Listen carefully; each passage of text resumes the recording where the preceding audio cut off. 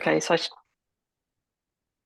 If I could, I'll just do a couple of welcome notes and share them with everybody, and then I'll introduce you and we can get going. I do have a little bit to say though. I did want to welcome everybody and thank you for joining us this morning. I'm Douglas MacLeod. I'm the chair of architecture at Athabasca University, and I wanted to share with you that Athabasca University is kind of a global organization, and we have staff and students in 84 different countries around the world. So as such, many of us live and work on the traditional lands of Indigenous people around the world. I live on the unceded territory of the Syilx Nation in the Okanagan Valley. And I wanted to mention that we honor the ancestry and heritage and gifts of all of these people and nations. And if you want to, please share your own land acknowledgement in the chat. Uh, but we also want to try and support the 94 recommendations of the Truth and Reconciliation Commission and hope that we can act as allies in realizing recommendations such as call to action number 7, which is we call upon the federal government to develop with Aboriginal groups a joint strategy to eliminate educational and employment gaps between Aboriginal and non-Aboriginal Canadians.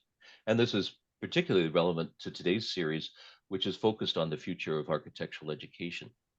Now, for a number of years, we have worked with partners around the world on a global studio, and I can see some of those people have joined us this morning or this afternoon or this evening, depending on where you are. And we hope in the future to renew that project. And of course, we invite everybody to be part of it again.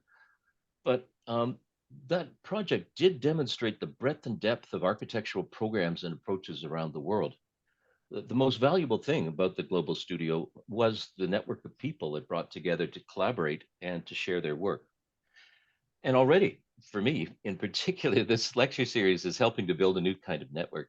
Just touching base with some of the people who will be speaking has been a really energizing experience to me. And over the next few weeks, we're going to hear next week from Mark Nouveau at Arizona State University about their policies of radical inclusion. Then Neil Pinder is going to talk about the Homegrown Plus initiative, which introduces students from underrepresented groups to the opportunity of architecture and design. And Stacy Woolwich, who, when she found out that the cost of architectural education was so huge, she developed her own program. And then she created a new program called Make Your Own Masters to help others do the same. Francesco Mancini, who's the deputy head of the School of Design and the Built Environment at Curtin University. It's totally online, and he's going to talk about their very innovative programs. And I'm going to round out the series by talking about what we do at Athabasca in terms of experiments and like AI and simulations and how we're open and online. I'm going to put into the chat our Instagram account because there you can find out more information about each of the lectures and register for them. I will tell you in advance, one of the challenges of doing this is that trying to figure out all the time zones was extremely difficult. And even more so because this weekend in Canada, we're coming up to daylight saving time, which throws everything into a loop. So in any case, though, please check it out. We hope we've got all the right times for you there. But today, we're very lucky to have Dr. Harriet Harris, who is a professor in the MS Historic Preservation Program at Pratt Institute in New York, to start off this series. And I would say that few have done as much in the area of architectural education as Dr. Harris. She's a licensed architect in the United Kingdom. She's also a writer and historian. She was the dean of Pratt from 2019 to 2022. And prior to this, she led the architectural research program at the Royal College of Art in London and the master's in architecture program at Oxford Brookes in 2009 to 2015. And her scholarship focuses on areas such as pioneering pedagogies in architectural education, but also confronting themes such as feminism, equity, decolonization, diversity and inclusion, civic engagement, the climate crisis, and queer ecologies.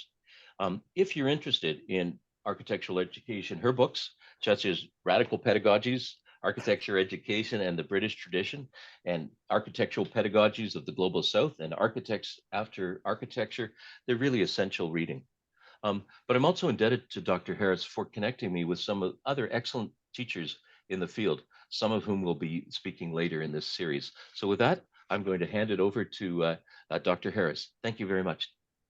Wow, thanks, Douglas, for the generous introduction. Hello, everybody. It's lovely to see you.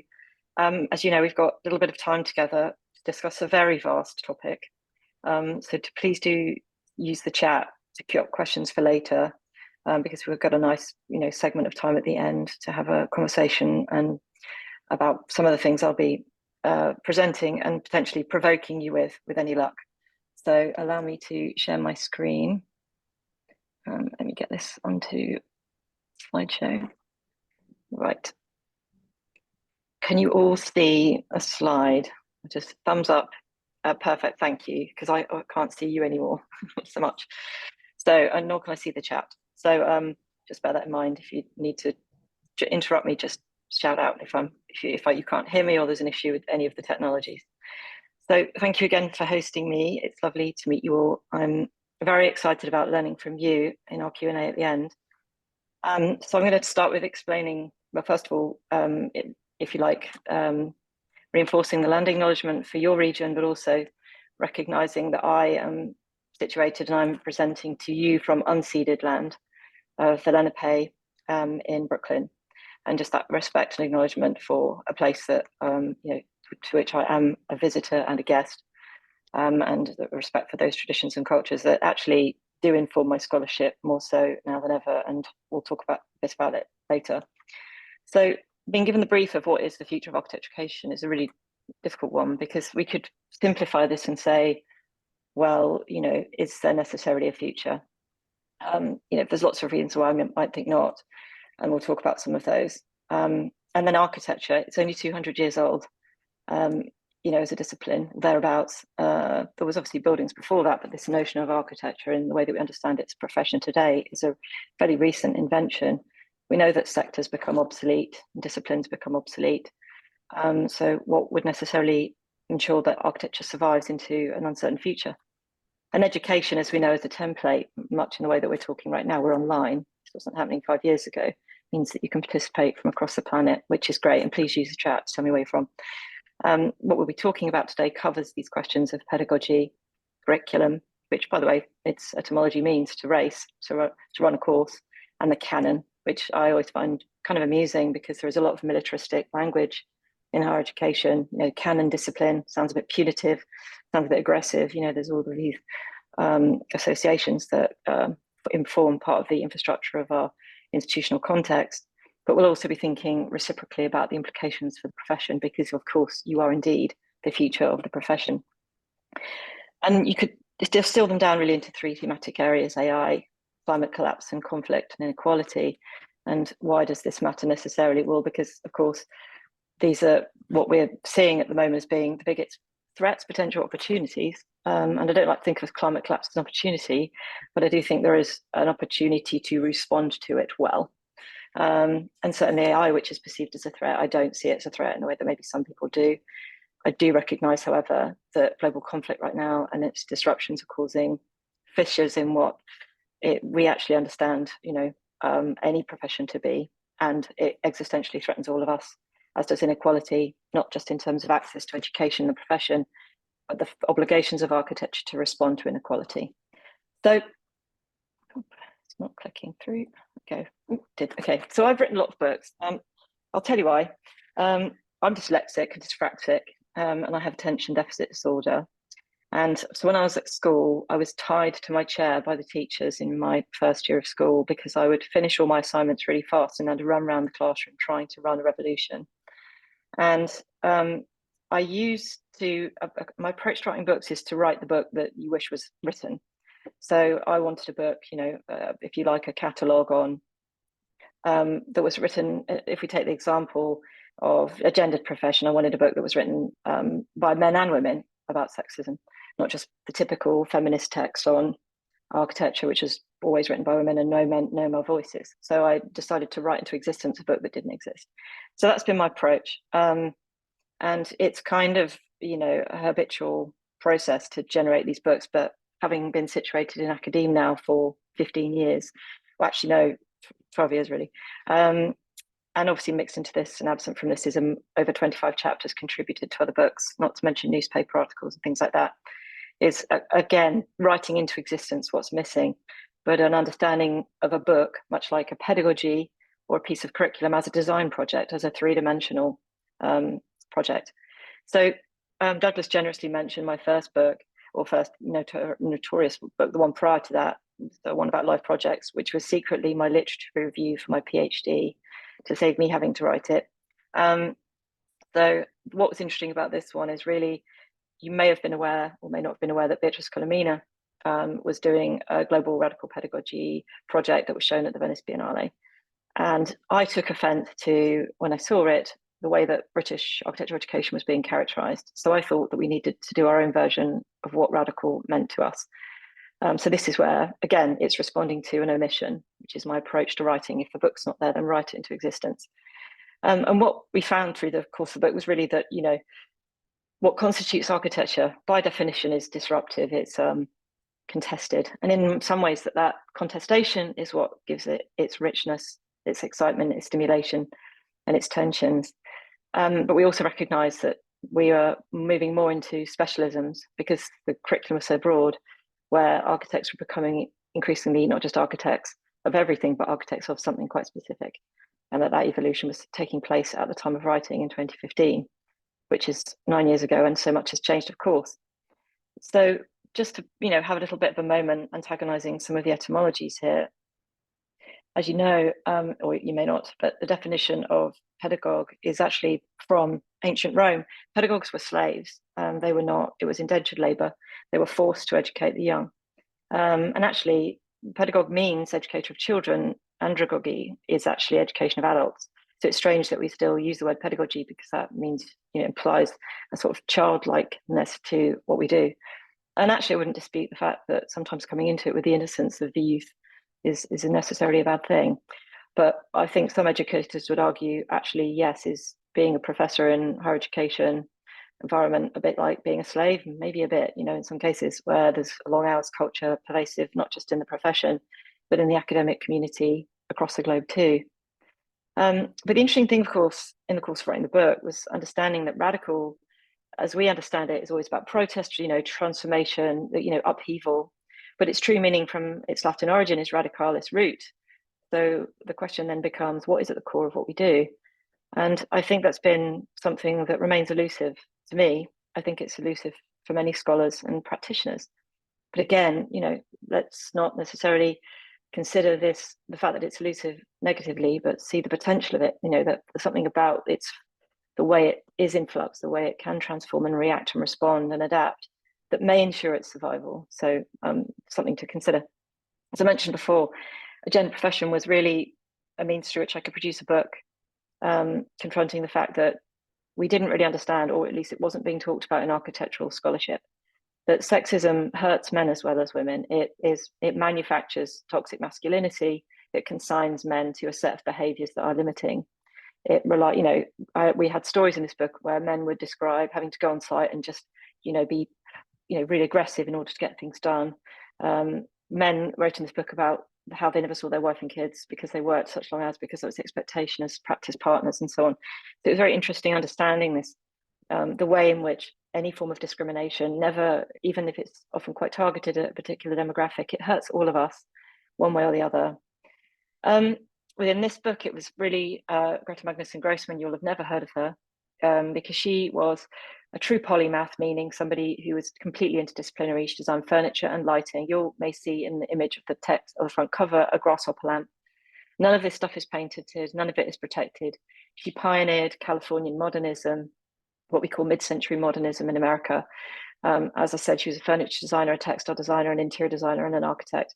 And right now, her buildings are being demolished routinely in LA because they do have no recognition whatsoever. So the book was an effort to try to save her work. So far, not successful. But that's the thing, you have to chip away. These, small fights can be won with big fights can be won with small stones. You have to start somewhere. But that again was an effort to, in some ways, define what is archival activism. How do you confront the discriminatory canon through understanding what sits with what's considered worthy for the canon? And if you think about it traditionally, it's the major commission, isn't it? The big building, or it's the monograph, the dedicated text to one individual architect. And not necessarily the more immaterial acts within architecture, the community collaboration or the more ephemeral actions. So, things that like exhibition displays and other ways of working that are just considered not worthy of this canonic situating. This book was a confrontation of that. It confronted the idea that we need to diversify what constitutes canonic material. And it was really, as I said again a moment ago, it's like trying to sort of understand it, the architecture of For White Men, which is what I was, was my bread and butter in architecture education in the early 1990s, was very much around, seeing this was the filter through which we would all have to pass, the lint filter in some ways. And if one could not reconcile oneself to writing dissertations or history papers on these characters, or in some ways being able to reference their work, either in design studio or in other assessed outputs, then one might struggle to succeed. And it's interesting to think about, in some ways, if this is the DNA of architecture, then it explains so much about why we're in so much trouble. So a book that's coming out, and I'm jumping ahead slightly here, but it is relevant to what I'm about to say. So, and I like the fact that architectural writing is never linear. I often get returned to topics and advance them years later. But one of the great preoccupations I've had, and it will affect many of the people in this audience, in fact, is that it's anecdotally understood, or it was anecdotally understood, that the majority of architects do leave profession, often by the time they've graduated. By the way, 50% leave during the program anyway. They don't even continue to graduation. But even when they qualify, they don't necessarily continue. They move into other sectors. So I received 350,000 euros from the European Union to look at Europe, whether this was true of Europe, because these were statistics from both the US and UK. And then to try to understand in what ways an architecture degree was useful, like not just why people left, because I think there's lots of obvious reasons: bad pay or declining pay, long working hours, impact on families, i.e. it's hard to have one, everything else that goes along with that. And that bleeds through into higher education, of course, with toxic studio culture and all-nighters and everything else. So it was, because we know a lot about that, right? We understand a lot, I think, about why people leave, but what we wanted to understand is, where are they going and what are they doing when they leave? So we basically established, and I'll talk a bit more about it later, that actually they were going into lots of exciting places. And again, this is a topic that I'll expand upon. But I think the most important thing to point to, as I've written in the text on the right, is that overall, rather than sit here for 20 minutes and give you lots of exotic examples, which I'll do in a moment, this issue around skills, which is a huge preoccupation for students. Oh my God, do I know Rhino, or whatever it is, right? Or I'll fail, the world is going to end. Or do actually have a way of working, a way of collaborating with others, a way of working with excluded or marginalized communities, a way of being resourceful, in my book, both by cost, efficiencies, and my efficacy as a designer, collaborator, communicator. So these behaviors, if you like, are actually more valuable in terms of what the future is than skills, which are obviously tethered more often to technologies which very quickly become obsolete. So this tethers, if you like, this leads us in nicely to the question of artificial intelligence. So there's a lot of drama about this, and there's a whole paper I'm writing about this, which comes out in 3 months as an education report. And it's been a very interesting researching this area. So I'm just going to give you some headlines here. And it's really, I think, important to state that, first of all, education does benefit from artificial intelligence, maybe not in the way that institutions might want, but let's take a minute with this. Number one, I did an analysis of curriculum in one institution as an exercise, and looked at the fact that across something like 11 different programs, identical content was being taught. So if we take the example of planning law was being taught in the planning program, it was being taught in the placemaking program, the architecture program, the interior design program, the law program, and so on and so forth. So there was an enormous amount of wastage in terms of the hours paying people to do it, and actually just the repetition of materials, right? So we talk about higher education institutions as being interdisciplinary, but let's be honest, they're really not, just to be frank. But this would be an opportunity, a way of thinking about how do we support disciplinarity. Learning in that kind of collaborative cohort would be a way to start thinking strategically and building innovations, I think, around knowledge exchange. So another, of course, point, and it's an obvious one, is that with artificial intelligence, you have remote and bespoke learning opportunities, which this environment is indicative of. But there obviously are some risks attached to this. I haven't written out a slide of risks, because it's partly because this stuff has to come out. I'm not supposed to write anything, publishers' instructions, but just to say existentially, some of the threats, of course, are around the fact that now that you can, in fact, be reproduced as a lecturer, a version of me can be that looks almost identical to me, which we might describe at the moment as deepfake, can be reproduced, and then in some autonomous kind of hacker universe, there'll be a school configured of what you might describe as zombie harvested higher education academics who have been replicated within an environment, and you can go and listen to my lectures in that environment, lectures that I possibly didn't ever write, and would not be what I'd say, and I would have no agency over that because of the ability to replicate my identity. And we also know that AI is, because it's produced by typically white male tech bros, is very much, if you like, serving that particular community over others. And there are issues around discrimination embedded in AI technologies. And you can Google that if you want to read more about that. It's common knowledge, and we haven't got time to cover it today. But those are some of the questions and threats. But the other benefit, I think, is around affordability. So at the moment, you may not know this, but on average, 80% of the cost of your degree goes to administration. It does not go to faculty. That's the average for the US, not speaking of this institution, I'm talking national average. So your professors are not getting as much as the leadership of the organization and all the the middle managers who do the comms and the recruitment and the technologies and everything else. That swathe of people are premium priced employees. Your professors are not so much. So just be aware of that. Interesting news when you are frustrated that your professors, creaking their way through burnout, trying to speak to you sometimes because they've got too much on. But that, if what AI can do in some ways is enable educators to divorce themselves of institutional context through virtual learning and remote learning, in many ways removes a lot of those overheads, as I'm sure you know, because it's possibly why you chose the program. But there are huge advantages in terms of access, and then by implication, diversity of access, reaching marginalised communities who can't afford to come to mainstream colleges. And then, of course, regional parity. So again, there's people today joining from all over the world, which is marvellous. I'm delighted and honoured that you're here. What's exciting about that, of course, is this is your network. This is your future. These people are going to come to your wedding. You've got exotic invitations coming in the future. These are people that you will set up practices with and collaborate with and share ideas with. These are going to be your allies, your friends, your advisors, your mentors, your peers for your entire career.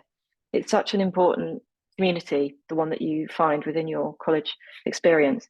So the fact that you are in some ways operating in a virtual learning environment does give you an enormous advantage over students situated possibly in what we might describe as a physical, analog, and real space, where there are going to be barriers to participation based on regional accessibility and affordability. So by implication, this environment is a kind of one that we would say is indicative of what regional parity could look like, but it's again very much what the future is potentially under the auspices of AI enablement. The professional implications obviously align.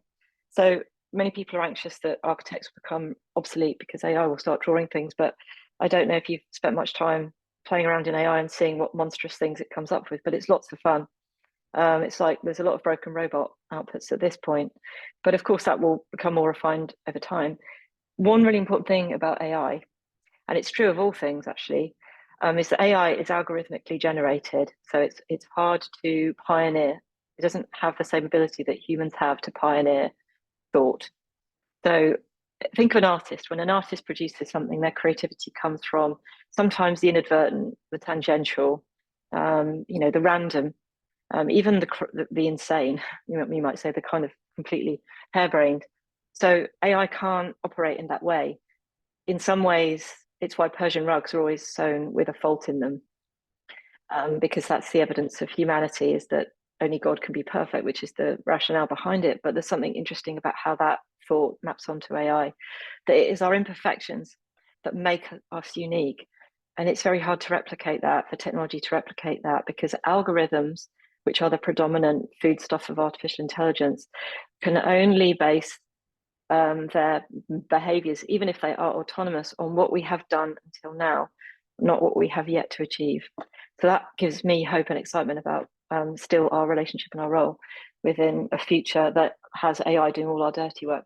So the idea is AI becomes enslaved to us in some ways, and it does. It already is. The platform is certainly in service to our conversation, but it does liberate architects from dealing with, the bureaucracy of running a practice. When I was a practice director for 6 years, set up my own practice in school and won a business startup grant, and off I went. Did no idea what I was doing. 6 years of running a practice called Design Heroin, and 80% of my week was just dealing with paperwork. PAYE, which is employment insurance for my employees. It was dealing with contracts. It was dealing with spreadsheets. If I got 20 minutes a week to scribble a design onto a bit of paper, I was delighted. So I see AI's role in this case as being, liberating, giving you the ability to focus more on what you came into architecture for, which is not to end up quagmired in bureaucracy, but to focus on the creativity of it. The implications also benefit cost scheduling, and that's sort of a natural efficiency, as I mentioned. And it fuels migration into other sectors. So it enables architects to work in, if there are bust and boom and bust issues with the construction sector, as there often are, and there will be with climate change, which we'll talk about in a moment, then, this set of transposable behaviors that you have, the artificial intelligence platforms allow an easy migration into other, if you like, more buoyant sectors. So again, more resilience in your qualification. And when you're not distracted by bureaucracy in architecture, you've got more opportunity to innovate, certainly within the enablement of these tools, and to reduce the impact of non-extractive production. And by this, I refer to contemporary scholarship in extractive geographies, referring to the ways in which we are mining raw materials and the way that we are still doing this, and the enormous detrimental impact that has on the natural world and the people involved in doing that work, miners going into lithium mines and so on. So the other thing to mention, of course, is that the agility of your transposable behaviors in some ways is a form of immunization against what we might describe as the existential threat of uncertainty. And at the moment, you have World Trends Forum Future Trends Report, and actually the 2022 updated version says the same thing, that at the moment, not even just over a decade from now, that the majority of jobs that we will be doing haven't been invented yet. So in some ways, it stops becoming an anxiety problem to think about, will architecture survive? Because it's the architecture skills that will survive, or the behaviors, but some skills, but predominantly the behaviors that will survive. And that's what you will carry forward. So you're in the right place doing the right degree is the bottom line. And that's something to mention, because one might then define the future of architectural education and architectural practice as being seeded, embedded, and influential within, non-architectural spaces. And that's certainly what my scholarship spoke to. So Architects After Architecture, which came out in 2020 and was written in a pandemic, so written into and on Google Docs, which is where all my chapters are co-authored. This looked very much at this idea of, what the advantages are. So I'm going to give you some examples, because I've talked a little bit I promise you this is true, abstract way. So now I'm going to give you some quite literal illustrations. So what do we know about architecture? Well, I would like to suggest that architecture is an incredibly promiscuous discipline. It has been in relationships with the natural sciences, the formal sciences, humanities, social sciences. In some ways, it's very much a magpie of other disciplines. And disciplines, as you know, are seeded under epistemologies, meaning knowledge frameworks. But of course, a lot of these epistemologies are, because they were constructed in the Enlightenment period, which was the boom of colonial exploitation and brutality. This epistemological framework is in some way segregates knowledge, creates false hierarchies around what forms of knowledge are important and what aren't. We'll talk more about that later. But this promiscuity, if you like, is what makes architecture so rich and so robust, because you know a little bit about everything. You're drawing from a lot of disciplines. So you have an ease in which you can move into other disciplinary areas and professional areas. These are some of the people featured in the book. And again, we have this plus architecture. So these are kind of architects working with a kind of adulterated architecture practice. And then we had the, architecture as beyond. So what this book was really trying to show is, here are ways that you can still be architects, but do something that not really any other architects are doing right now. So a true innovation segment. And then the other side of it was the beyond, the people who had migrated into other fields, like Alex Schweder is, the pioneer of performative architecture. Miriam Bellard is actually the woman who created Grand Theft Auto. She was an architecture student that turned into a game designer. So within the book, we give examples of our architectural future as being immaterial. In this case, it was proxy address, which was a system through which homeless people could be given a address that didn't really exist, but it would allow them, if they had an address, to apply for jobs. So it would mean they could receive mail and obviously social care by having by having a virtual address. So the architecture becomes this, non-material space that changes the prospects of an entire marginalised and impoverished community within London. Rotor, very interesting Belgian practice. They are in some ways the kind of parasites of architectural practice in a good way, in that what they do is they deconstruct buildings and then, using that material, basically reconfigure the building so there's no waste. So they deconstruct everything and then rather than a ceiling tile being a ceiling tile, it becomes a wall partition. So they're very inventive and adaptive about just resituating materials that exist already. There is therefore no production costs, no extractive geography implications. I mentioned Miriam before, but I always thought it was great to know that, considering all the kind of like the masculine narratives around gaming, knowing that a woman invented a game to which men are addicted, I thought was brilliant. But again, this is the three-dimensional specialism that you've developed within your architectural education transposed into, an emergent, well, not so much emergent now, but what was an emergent industry, gaming. And then, if you're not familiar with forensic architecture, their work is architecture as social justice. And I'm noticing sorry, my slides are I think they've kind of compressed slightly in this frame. I hope you can still read them, because I've noticed they're squashed. But their work is very much around looking at using architectural tools to solve crimes effectively, hence the forensics. So in some cases, looking at what one state's actions against another's has done, and how the bombs were dropped, which direction they were dropped, the shadow of the people killed, things like that, being able to use these tools, photogrammetry actually, to understand what happened, and submit that evidence. So working in some ways a sort of in a legal framework, hybridization. So I want to talk about a couple more of the books, because they do speak very directly to this question of futures. And first is Working at the Intersection, which came out, I think, in 2022. This, I was very worried actually about ecological scholarship not really having much, being, I think, in many ways dominated by voices. And I do apologize for typo, by the way, in text. I think my screen is also a bit squashed.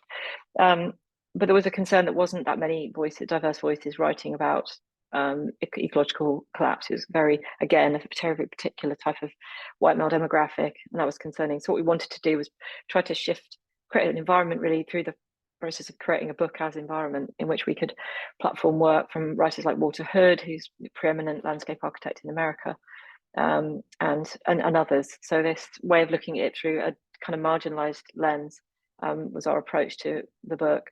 And what this book really presented in many ways was the way that, if education is the director or the reflector, either way, of the profession, then in what do we know about the profession's crimes against the climate, and also its failings against the public that it is designed to serve? So what we do know, for example, is that we are at the moment, I think it may even be 4 degrees after the 1 degree rise in temperature last year that took previously 500 years to achieve. We are now 4 or 5 degrees away from the 6th mass extinction. So in every other extinction, we've had between 74 and 92% of all species annihilated. I think that's important to mention.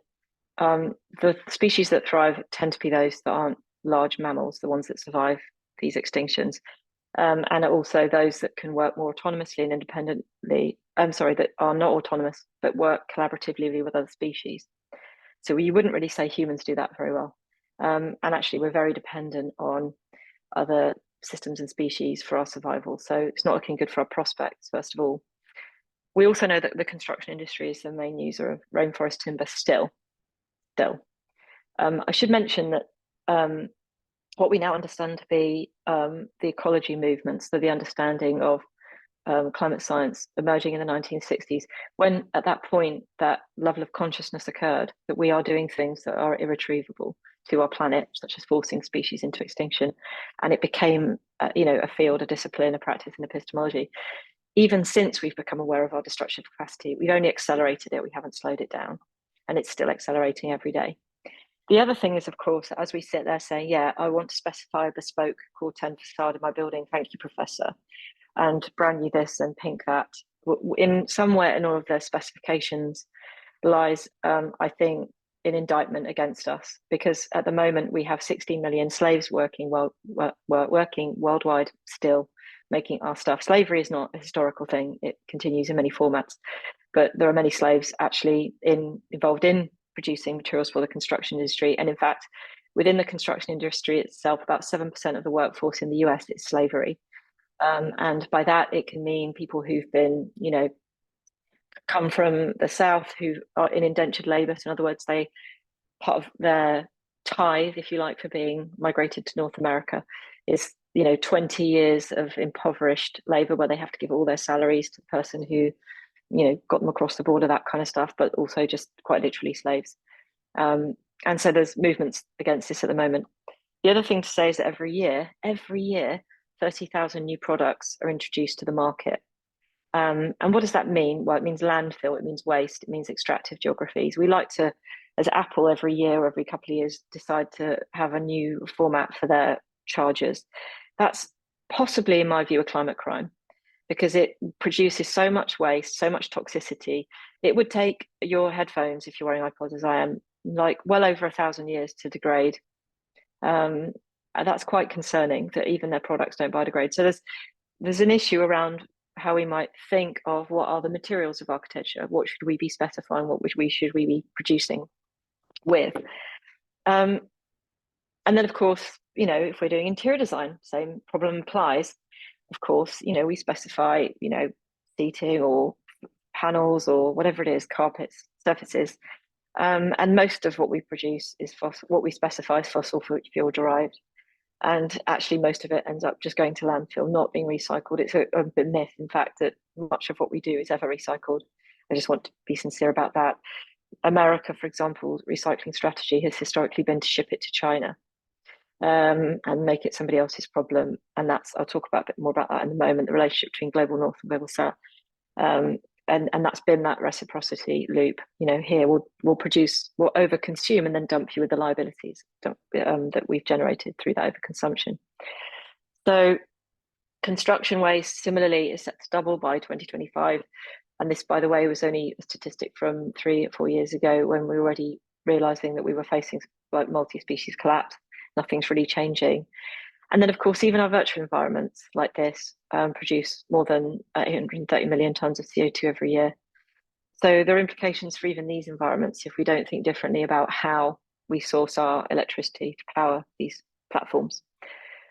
And of course, the actual hardware that we're on, my laptop, yours, whatever, our headphones, is what we call e-waste, dumped or burned, 50 million tons every year. So I think that at this point, it might be worth acknowledging that we are still yet not part of the solution. Zero carbon buildings are not the solution to all of the things we're doing wrong to get to that.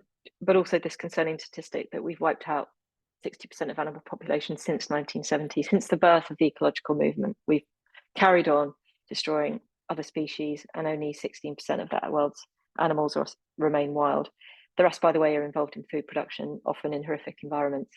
And that's a question, isn't it? Where are the architects of the abattoir? Why are they not concerned about making those environments more compassionate if we have to eat meat at all?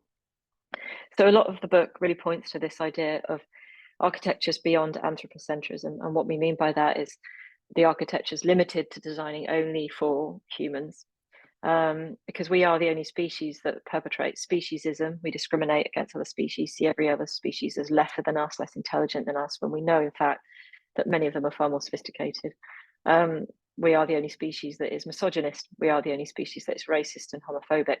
There are actually over, I think, at this point in time, like 5,000 species mapped as being, having gay members, and there's no homophobia in those species. We're the only one that suffers from that. And disableism, regionalism, and so on. I mean, these issues that are embedded in our actions as humans bleed through into our actions as architects, things to consider. But of course, when you're designing for an environment in which architects, well, most of us, whether we like it or not, kind of do live in multi-species habitats. So for example, there's bugs that come out of my sink. There's certainly rats in my building and mice. I live with a service animal and a cat. So, there are ways in which actually that kind of multi-species habitats are involuntary at the moment, but certainly something that becomes more and more likely. For example, if we're going to start thinking more compassionately about where we source our food, well, then why not live with what you're willing to eat? I think if you can kill it, then you can eat it. If you can't kill it, probably don't eat it. Don't let somebody else do that in an anonymous abattoir somewhere in, central territories in wearing a boiler suit. Like, actually take responsibility for the things that you do. But also, in some cases, as we know, right now, human organs are being grown inside of, or at least human DNA organs are being grown inside of pigs to enable human stuff transplants later in life. So these technologies exist. There's even discussion about the ability to start being able to 3D print your heart at home and give yourself a heart transplant on YouTube. That I think a lot of that stuff is frankly nonsense, but I do think that there is space for speculation about typologically what you're being asked to design in your schools. So when you're being told your brief is to design a mixed use development, push back. Say, I'll design a multi-species development, thank you very much. Or design a house. It's like, a house for whom? So this typological hybridity, we've been giving students brief school, mixed use, housing, I don't know, factory, these kind of briefs that we've been giving you for decades now. It's the scope and space for new typologies to emerge, and there are these, borrow very much from historical established typologies and emergent typologies too. And of course, this idea of where the scholarship is situated, I'll talk a bit more about Indigenous futurisms in a moment. But, and I know, coming back to the land acknowledgement, a lot of the scholarship that starts to think about the future of architecture is, it has a way of working beyond, if you like, the scholarship within architecture, to draw from things like science fiction and fantasy and film genres and knowledge frameworks to start to enliven what we consider to be a futuristic scenario, one where we're not necessarily all enslaved on Mars while the planet burns and we wave to it from the windows of our prisons, but in fact something else may be possible.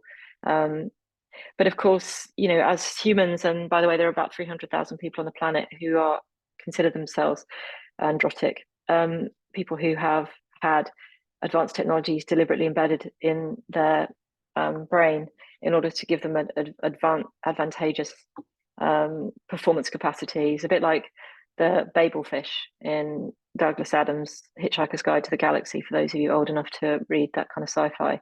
But this idea that you have this piece of technology that gives you the ability to operate, in this case, Neil Harbison is an artist, and he suffers from color blindness. So he has now what to me looks like a really rubbish IKEA lamp, but in fact this really sophisticated piece of technology which allows him to operate beyond his color blindness. I mean, I'm not sure how he sleeps with it on, but interesting. But the other thing to think about is that somewhere in the mix of non-human typologies is the fact that a potential client, much like Neil with his embedded technologies, and what does that mean for how Neil can sleep and how Neil is charged up? It's not just doesn't cook, just can't necessarily cook his device hot milk and give it nutrition that way. There's got to be other ways for him to reboot his systems now that he needs to be plugged in the way that a lamp does. But there's also the fact that you live here. You may not know this, but we all in fact live here.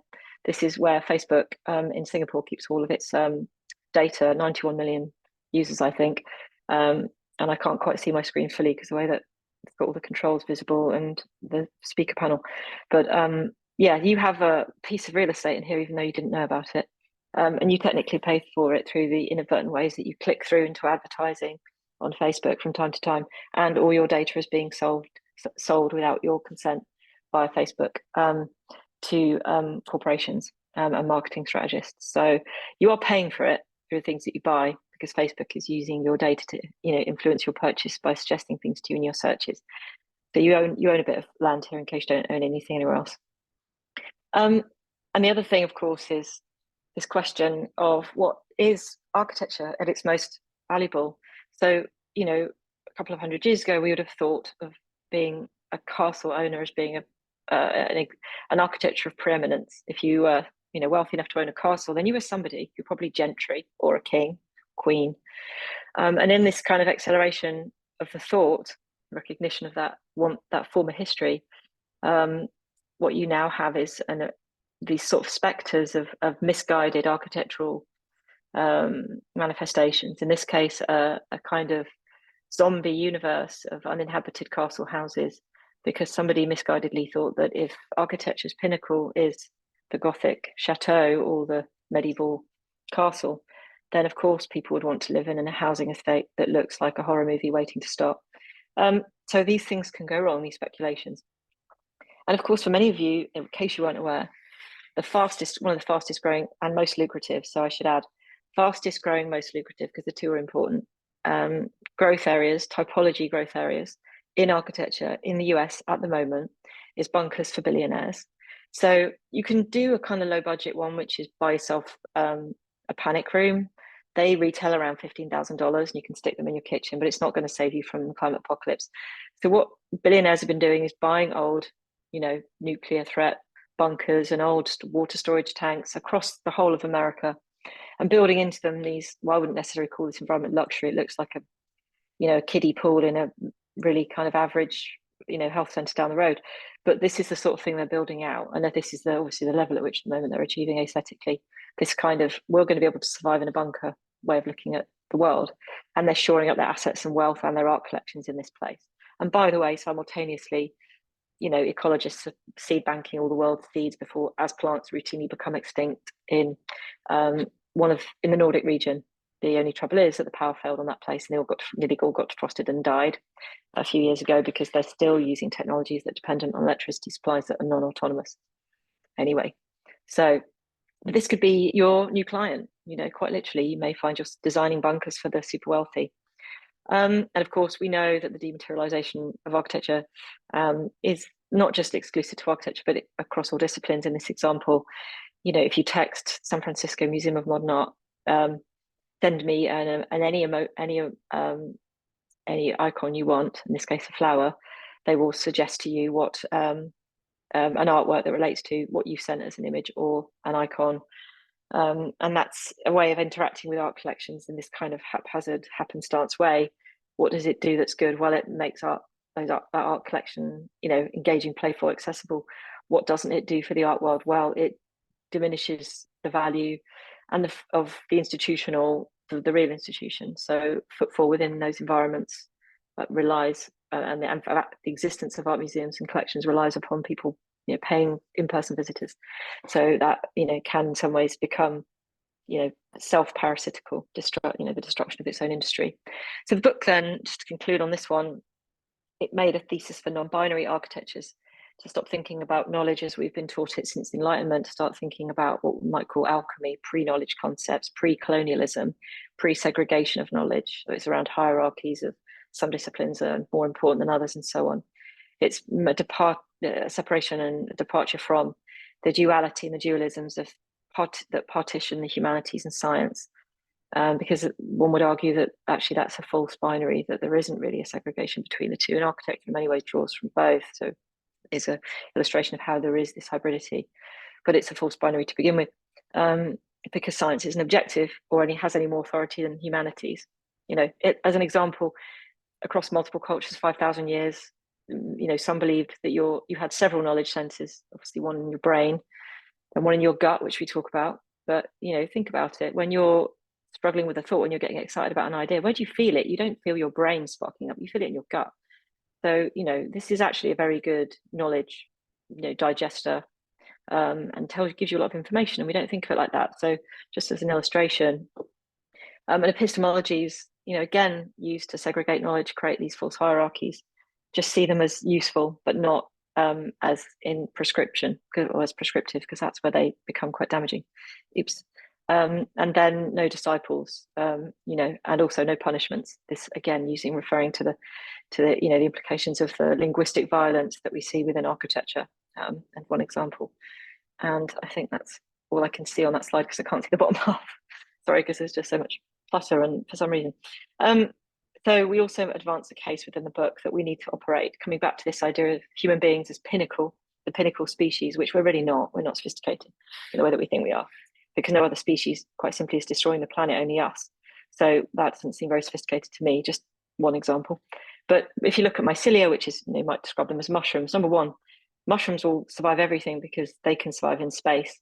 So if the world does collapse, mushrooms are going to rule what's left.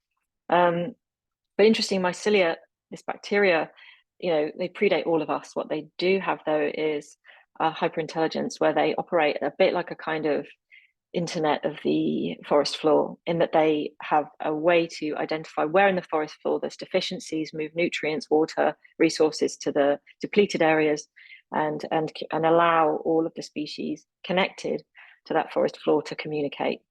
And of course, the other thing about mushrooms and mycelia, coming from fungus, is that fungi is produced by, it's a byproduct of the death of something. So when something dies, like a tree falls and it rots, that rot, that decay, which is the food of fungi, becomes the means through which new things can grow. So the fertilizer for waste to, if you like, manifest as a living matter, useful matter. So there's no such thing technically then as waste, which humans really need to figure out in terms of their architectural production.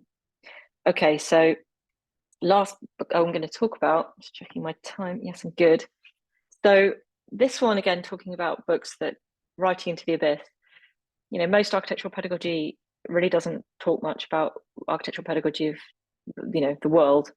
There are some examples, but I felt that there was a real issue around the segregation and the preeminence of architectural pedagogies, because architecture as discipline was conceived in the Northern Hemisphere, and the way that it's been exported, as a sort of benign colonial project to places in Africa, places in South America, and having been, I'm a distinguished visiting professor at University of Johannesburg in South Africa. I've been invited to speak at institutions in many places in the global South. And also many of those schools are in fact validated and accredited by whether it's NAB or RIBA. We're exporting in this sort of passive colonial way a lot of these pedagogies to these regions. So I really wanted to kind of do an anatomical, not exhaustive, but representative sampling of what these pedagogies look like when they are coming from these contexts, what was coming from ground up, what was a reinterpretation of digested, exported colonial pedagogy.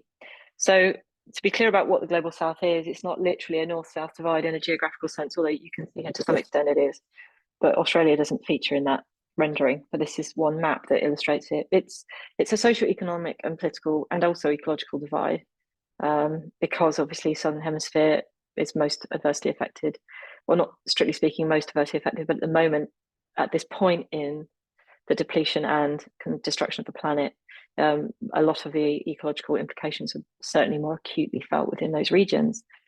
So if you like, the paradigm is this, that what we've been running and complicit in as architects, and our pedagogy support, of course, because we are entirely responsible, is this wealth and resources being extracted from the global South, and then of course all the waste and the heat, the global warming, etc., impacting and being dumped upon the global South. So this question of what is, the colonial project was explored in the book, and starting with a humble admission that, so much of what we've been teaching is predicated on notions of separation, segregation, and so on. And I won't read the slide to you because you can do that. Sorry, clicking, not working. So in many ways, then the book was starting to contend with the idea that pedagogies, not just architects, so not just the profession, but pedagogies were perpetrators of wrongs to the planet. And I wanted to talk a bit about, some of the conceits that we have within architecture around what we see as advanced scholarship or advanced spatial production. So if you look at this example, you have, primitive architecture and how it was taught to me, vernacular or primitive. These were terminologies that, straight-faced white professors in my architecture education would categorize these types of work as. And on the right, of course, you've got Stephen building example of, advanced architecture. But the reality is, in fact, of course, that, primitive is by definition in this case, and this is the example of on the left, which I've shown, the Sakul Mosque in Mali. This is built from local materials. Everybody in the community had a role in making it. It biodegrades naturally and doesn't produce pollute the environment. It doesn't off gas for its residents, doesn't make people sick. It's got natural ventilation. It does not need an external energy supply in order to function and keep people warm or cold or whatever they need to be in there.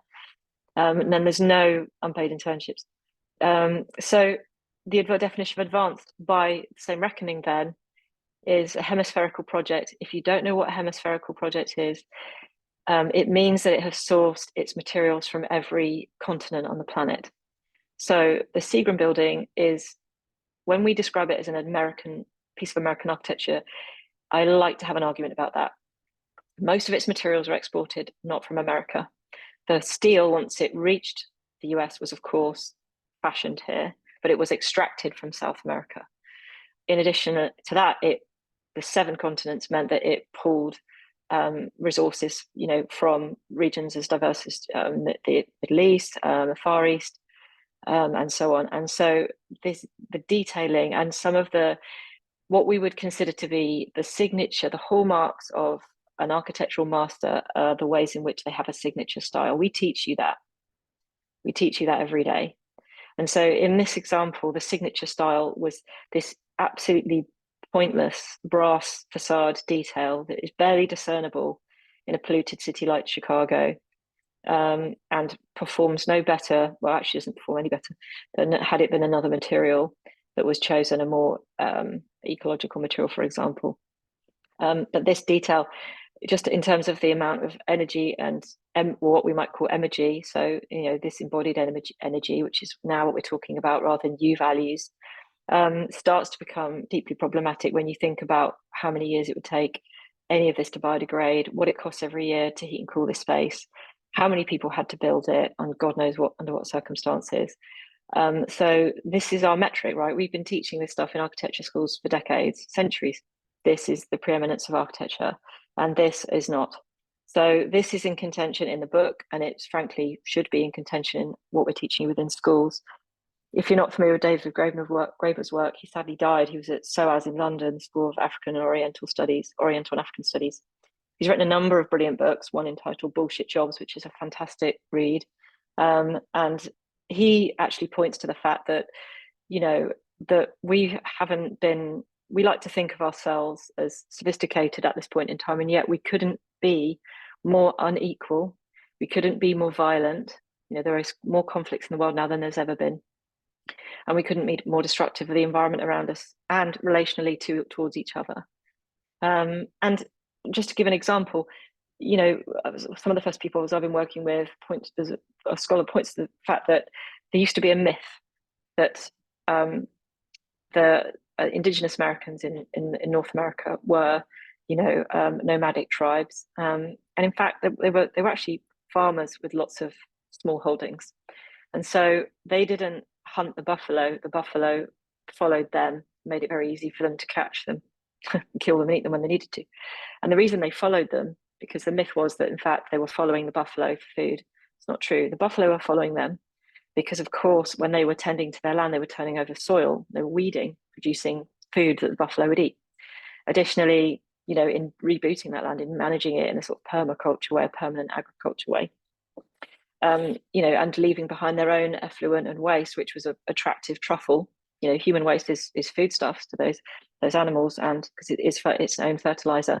But then it was very easy for them to, when they needed to kill, they could, and that's the truth of the matter. So we have this.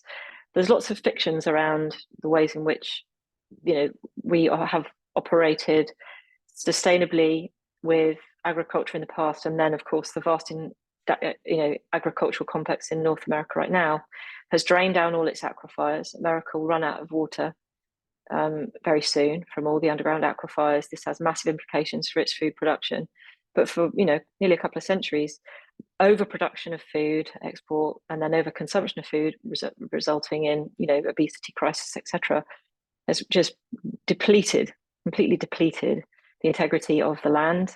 It's what's required. It's demanded toxic pesticides and fertilizers that don't biodegrade and pollute rivers and kill fish, and I could go on. So there's something interesting about the idea that when we think about the future, we always imagine some techno-utopian techno guru to come in and save us all. Well, here's the newsflash: we can look to our ancestors if we want to know what the future is, to understand what innovation is, to understand what survival might look like in the future for us, not to somebody who works for Apple. Have a moment with that. So I like to be provocative. I won't go into too much detail on this. You don't have to read the book, but there's a struggle because I'm writing against academia in some ways and against architecture in a kind of tough love way. Yeah. So I'm being very critical, but I'm doing that in the same way that you might use tough love because you see the potential. You don't want to abandon the thing just yet. You think that, a bit like dodgy boyfriend or whatever. It's like, I know they're a baddie, but something so compelling, whatever it is, right? But there's something about having this argument with architecture in the hope that it might change. And of course, it's very difficult to argue against architecture from within an architectural institution. It's very difficult to argue against architecture as an architect, and of course, against academe from within academe. And even the book itself, an academic text is, part of the same imperial infrastructure of the college complex. So it's difficult to step outside of that. And of course, our aestheticisms, as we might describe them, the things we teach you in school, the ways in which we push you towards defining your own style. This was actually how a lot of why we saw, in the 17th, 18th century, while there was vast amounts of colonial corruption, a strong exerted generation of the aesthetic arts. So in some ways, the aesthetics of 18th century Enlightenment became the front of house, which could in fact conceal the brutality of colonial exploitation. And so I often think of aesthetics in that way. It's like it's turn the coin, what's on the back, right? What is if you have an aesthetic imperative, what is the imprint that it leaves? What is it? Where is it coming from? Where's the integrity behind it? So people talk about decolonizing the curriculum all the time. I'm one of many. For those of you that don't know what that means, it's not just about this decolonizing your curriculum, the content, what you're taught, but also who is teaching it and how. Pedagogy is obviously how, but it's still embedded and tied to curriculum. But it also means a confrontation of what was previously in there. So, my reading lists when I was a student were all men. So I did a project a few years ago called Women Write Architecture. You can Google it if you want. It was in Design in 2017, where I created a database of, women's contribution to architectural scholarship across every spatial discipline. And that's actually now migrated into a bigger project run by a German university. It's now hundreds of thousands of references. So it's these sort of things. It's recognizing that, you have to push against what we once considered avant-garde. But it's also important to note that, decolonizing the canon does require a decolonization of pedagogy as well. And by the way, I don't expect you to read all of this unless you're really fascinated. But it is, how do we teach you? So there's ways in which many people think that pedagogies privilege a certain demographic, because typically, until just over 100 years ago, certain institutions in this country wouldn't allow Black people to enter higher education, and they wouldn't allow certain women or more than a certain number of women to enter into particular disciplines or professions. So there's been a long-standing struggle with pedagogies that were formulated around the learning styles, behaviours of a particular demographic, whether they can calibrate so easily around a more diverse student typology. But the other point to make, and it's a really important one, because this is a thing that gets everybody anxious, is that, I have a lot of established thinkers within my school who are experts in, let's just say, Louis Kahn, and who are, maybe, and very nervous about the fact that if I'm saying diversify the canon, that what that means is that their expertise in a white male architect is obsolete, and that's not what decolonization is. Decolonization is, in fact, an act of inclusion, not exclusion. That's the whole point. So it's about adding to the canon, not depleting it, and actually then just reshuffling it slightly so it's not all the white men at the top and everybody else at the bottom. I talked a bit about prescription and how this is in many ways colonialism under another name. And in fact, as I said before, and referencing Audre Lorde, it's very hard to dismantle the master's house with the master's tools. You can use the privilege of an architectural school lecture to invite you to confront these issues. but we're still within the master's house, right? So it's quite difficult to do. So this book, these were the sections. Not that fascinating necessarily, but it was this way of trying to think about how do you organize all these different case studies in many ways that the book presented. And I did want to just talk to some of the meta themes because they do speak to what the future of architecture education is. So one was this notion of linguistic violence, which I mentioned earlier on, and some of you might have been wondering what I meant. So there are lots of scholars in linguistics who talk about gender violence and racial violence in language frameworks. But we noticed it if you think, as an example, and obviously there are many, okay? But if we just take, for example, the crit or the jury or the submission, these, and even the discipline, these are, the jury sounds like a trial, submission sounds like subjugation, there are, and even discipline sounds like a form of punishment. So this language of violence actually, on whether conscious or not, is actually infusing how we interact. And one could argue, and you look at this photograph, one student stood there in what literally looks like a trial with, however many people watching them, they're presenting. These are, these ways of communicating, ways of being asked to communicate, defend. We defend our thesis, don't we? This language again. It's the militaristic overtones, the violence overtones, the violence that it implies is problematic. So if we start to think differently about the language we're using, then that means a changing of the format. Why not sit in a circle? Why not blend it so you can't tell who is student, who is jury, who is professor? Why not use, as the Lenape people do, a speaking stick, which is what I use with my students sometimes. In fact, in 2 weeks' time, we're using a speaking stick in a review where we're putting materials in the center of the room, everyone's sitting in a circle, and anyone can pick up anything, not their work necessarily, but anything from the center of the room and talk about it. That's it. We don't know whose work it is, just whatever anyone feels inspired to say. And that's our kind of a non-colonial, pre-colonial way of trying to think differently about how to have a conversation about architectural design. And this is another example actually of meta theme 1, the linguistic violence. This is real. And by the way, I know that this happens in toilets up and down every single school I've ever worked in or visited. But in Delft, and no bad words to say about Delft, they're just indicative of every school. This isn't unique to Delft. The students have actually taped onto a covered old piano in masking tape the crying room sign, and they did this because, of course, this is where they go after reviews, and I can't tell you how many times. And it almost makes me feel, like stopping talking immediately and just hanging up. But, hearing people crying in bathrooms because they've had a bad review, that's unacceptable. It's unacceptable. And I think that there's something in the fact that people feel so unable to push back, that there's this kind of passive acceptance that this is okay, that, no one is calling a crisis meeting in the school to say, we need to do something about the fact that students think they need a crying room. Then, of course, this is much like you guys, beyond the implicated academy, as I talked earlier about the institutional costs in education.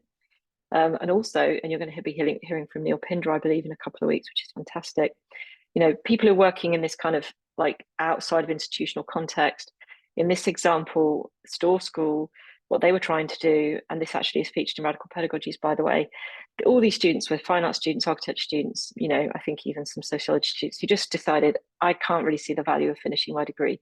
By the way, this is in a country where degrees are relatively affordable. Still not affordable, but compared to other parts of the world. So they created their own school in an abandoned shop. They called it Storr School because it was an old store. And they just decided to figure out what they knew, and then pool their knowledge, and then actually go and sit their exams anyway and get degrees. So they became autodidactic, and it was an each one teach one approach to completing and finishing a degree, and then just going and sitting an exam, which they did. So really interesting model. Another theme, which is a really important one, came out of the book within these pedagogies, because the book also featured other examples like that, was globalization as a homeless professionalized concept. And by that we mean,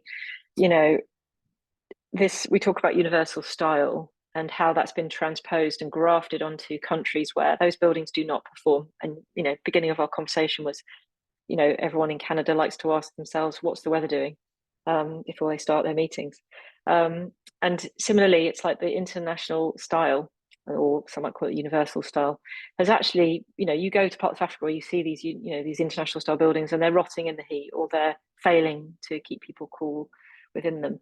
So, and of course, contributing to climate collapse, because as those countries seeing that they're advanced to become an advanced society, a competitive society, they have to adopt the aesthetics of, you know, what are considered the power brokers, you know, such as the West and US, end up importing and grafting over their own cultural identities, these forms of architectural expression, which are deeply problematic, and curriculum and pedagogies that require this of students, rather than asking them to perhaps return to, as I showed earlier in the slide, where I showed you the Malian building made from earth.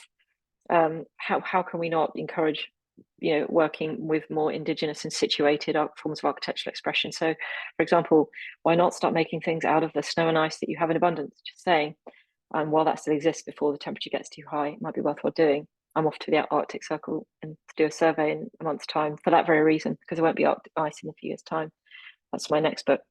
But this idea of indigeneity, so I'm alluded to that a moment ago, this idea that, you know, somewhere in the mix of transposing universal styles into, you know, colonized regions, and then the rejection of that becomes a sort of bricolage of the vernacular or the primitive, you know, using those terms for the moment because we understand what they mean, even if we don't agree with them. It becomes a kind of hybridity between what is, you know, contemporaneous architecture that is where what supersedes the international style, now that we see it as this colonial icon, is a reintegration and a re-emergence of indigeneity within architectural expression, but one that actually borrows creatively from, you know, the resources it has at hand. Because in these countries, often with low GDP, they don't have the resources to, you know, import new materials in the same way that, you know, Western architects might be able to. So it is very much about working with, in a very upcycling kind of a way, what they have in front of them, but doing the different things with those materials, reconfiguring, a bit like Rotor, example in Architects After Architecture.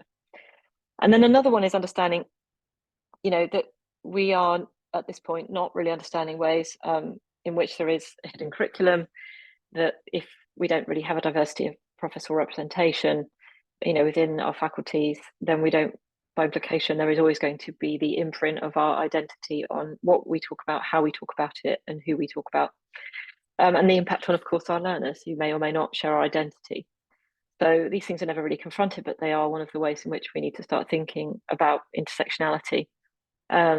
Because in efforts to include, what we have tried to do is say, well, if you can, a bit like the example earlier of the curriculum of 4 white men architects, which I was taught, if you can go past this kind of, you know, this lint filter, then you can advance in architecture.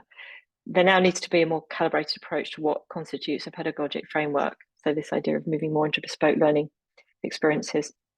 And then, of course, this meta theme around the power contesting pragmatics of making. So the idea that we need to be more empathic and interactive and communicative with our stakeholders and end users. And of course, as I mentioned earlier, the question of slavery in production, what you specify, your specification list is very much an indictment against you if you are not careful, if you do not truly know the origins of the materials you're specifying. And then a bit like this indigeneity, ad hocism refers to this idea of just starting to work with what resources are available. I mean, this is actually, if you have not been to Sangat refugee camp, I used to work there when I lived in London before I moved to the US. Go and work in the school, just teach for free. So it's a refugee camp situated right next to the Eurostar tunnel to the UK, between France and UK, United Kingdom. And, you know, every year or two, the French police would just bulldoze the entire camp, be devastating. And from the ruins, we just reconfigure with what we found. And in this example, you know, how do you weight down roofs when you don't have screws because you can't afford screws? Well, you just tie rocks, right, with a bit of rope. Working with what you find is, in many ways, this contests the notion that innovation can only really come from technology and material advancements, and when in fact, you know, technology as a word just means tool. That's actually its meaning. It just means tool. So if what you have is limited resources, then limit your resources. Learn to work with less rather than more. You know, sophistication is not about how you adapt and incorporate all these advancing technologies. By the way, they all need to be plugged in. And if there isn't electricity, which there might not be because of the pace a ridiculously slow pace of change towards autonomous energy across the whole of this continent. It's going to be a lot of load shedding happening soon, in case you're not aware, within the next few years. If you can't plug it in, you can't charge it, you can't use it. But what you can do is work with a bit of rope, because you don't need to plug that in, and you can paint by hand, and you can work with waste. So, there is a need to maintain your analog abilities as well as your digital technological abilities. Just think of it like that. And then dissenting pedagogies, the pushback, which I think I've talked about enough, really. But I did like Paulo Freire's quote, if you haven't ever read Pedagogy of the Oppressed, 1968. He says there's no such thing as a neutral education. Education either function as an instrument to bring about conformity or freedom. Please note that down. Please take a minute with that, because in some ways, when you look at any assignment you're being asked to do, put it through this filter.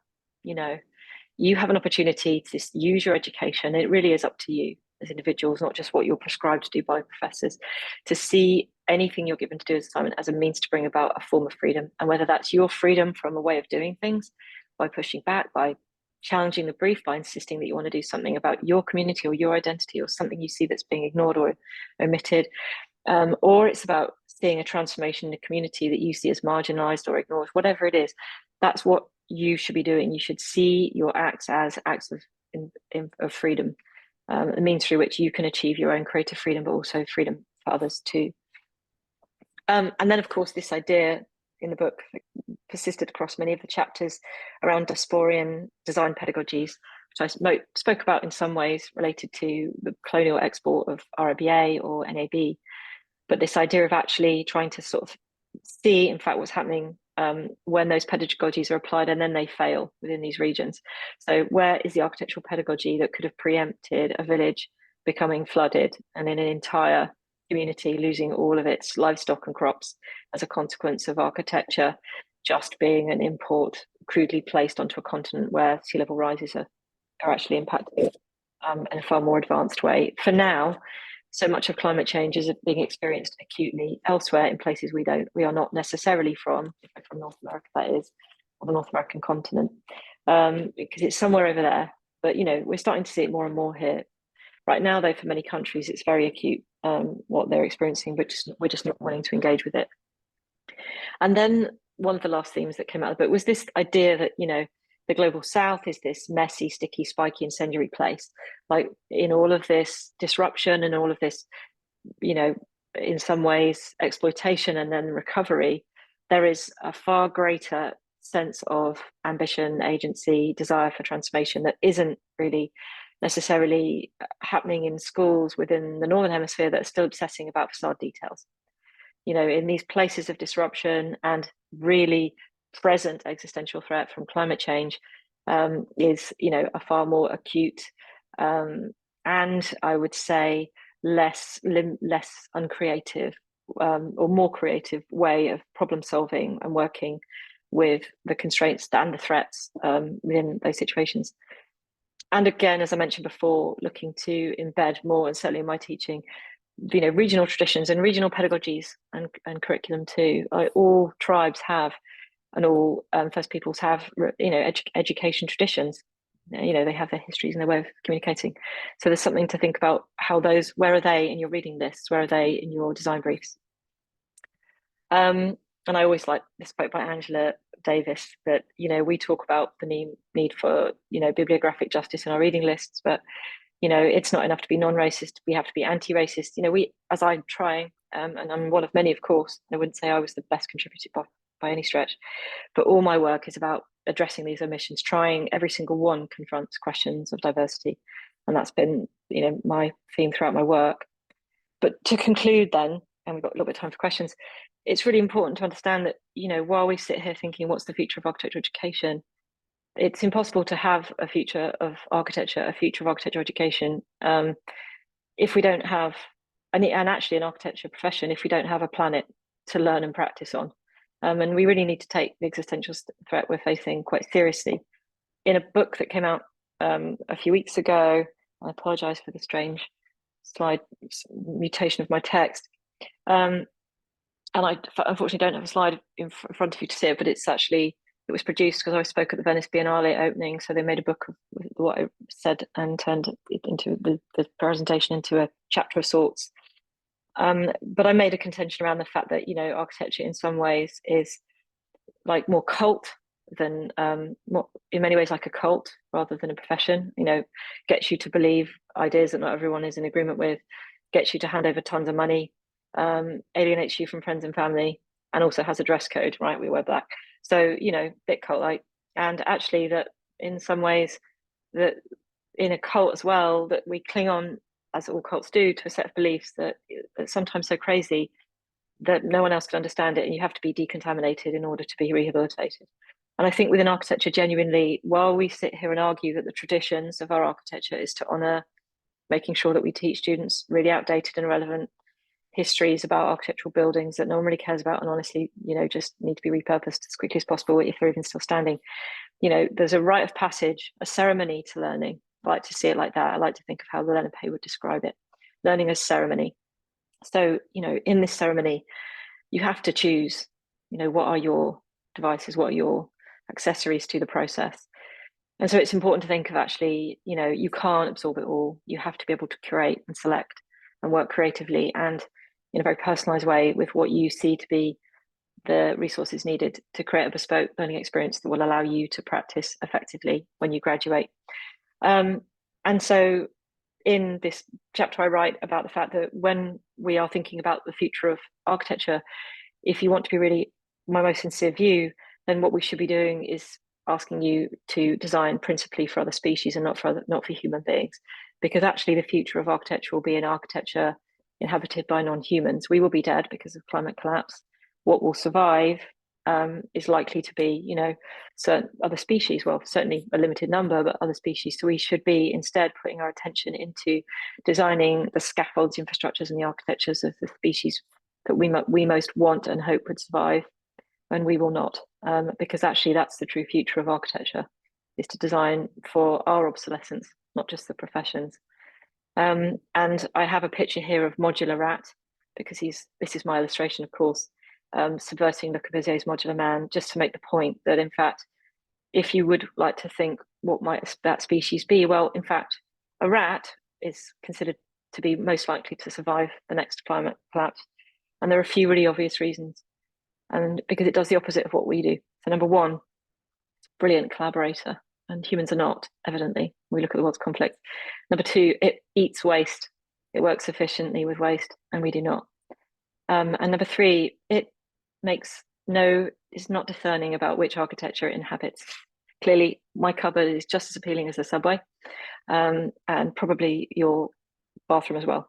So while we're there preoccupied with the aesthetics of what we do, it really should be focused on the actions of what we do and for whom and for what. That is the answer to the question of the future of architectural education. So thank you very much.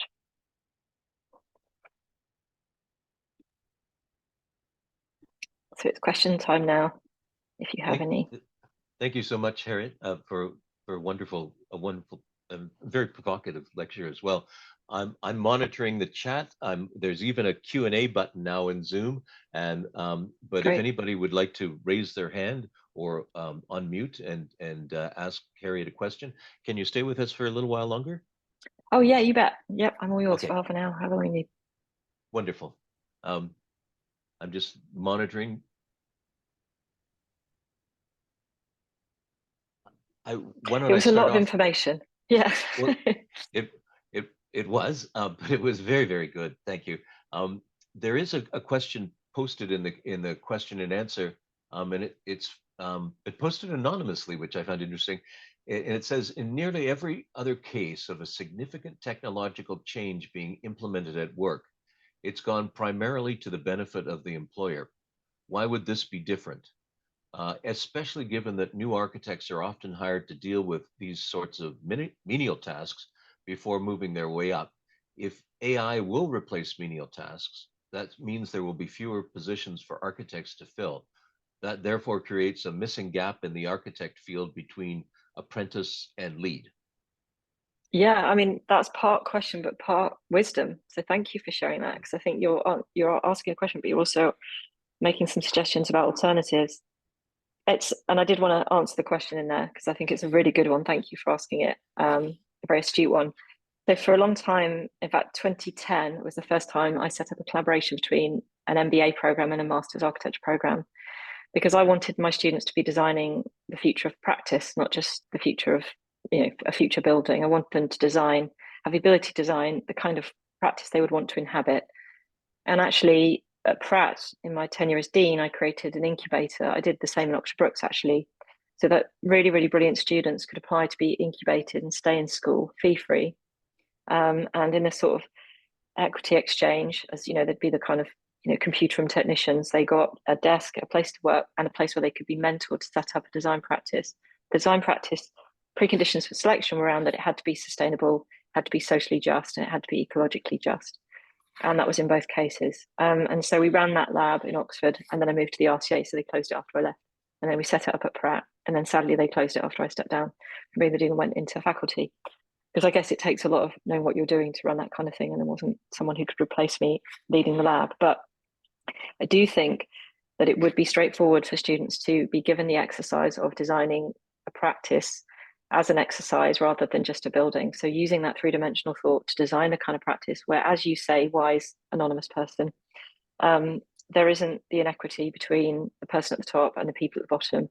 Because I've always thought, and I argue that in radical pedagogies, that it's a complete waste of talent, that when you've got all these students with all of their energy and all of their innovation and all of their excitement about the profession get dumped into the CAD suite and detailing car parks for years before they ever get to do anything interesting.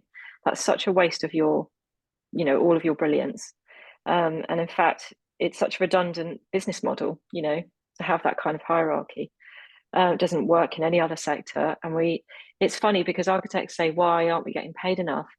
Why aren't we any? And I just think, well, it's because you're spending too much as well. Like, you've got it all wrong. There's something about the way that our practices are modeled, which is why we don't get paid enough. If we don't care for our own community, our profession eats its young through unpaid internships. Any species that does that is doomed to obsolescence. So we have to really start thinking differently about how we enable, emergent talent the moment it joins big practices, if that's what it does. If it isn't busy, creating or founding its own from the moment students graduate. But I would argue that an optimum solution would be to graduate students as practices, not as people. So rather than graduate individuals, graduate actual established design practices. So give students a year to set up and design and run and make economically viable an architecture practice before they graduate. So they've got that support and room for experimentation, guidance, and mentoring, so that then you can work in a practice that is equitable and inclusive in the way that you described, and not a waste of talent and resources. So thanks for that question. That's a good one. The questions are coming in now. Can you see them, Harriet? I cannot, no. Okay. I'll read them out to you. Cynthia Okay. Duval has written, that was so fascinating. Thank you. What, in your opinion, is the ideal trajectory for architectural education in 5 years, 10 years, etc., steps to change? And what's the best way for us as individuals to work towards that? And then she adds a supplementary question. What, in your opinion, is the best rule for aesthetics in architecture? So sort of two questions there. Okay, so sorry, what was the first one? It was about getting to, yeah, the ideal trajectory for architectural education in 5 years, 10 years, steps to change, and okay, how I'll can start we with that as one. individuals? Yeah. Okay. Yeah. Okay. So, well, so as you saw, I've presented a lot of variables. So in other words, things that we know are coming, but we don't know quite how. So maybe a way to explain, not my sidestepping the question, but just to recognize that right at the very beginning, I talked about one of the benefits of being an architecture student is your agility to migrate into new industries, new professions, if the need arises. And it might, because we don't know that architecture will survive. We don't know whether AI might just take over all of it, and it just might not matter.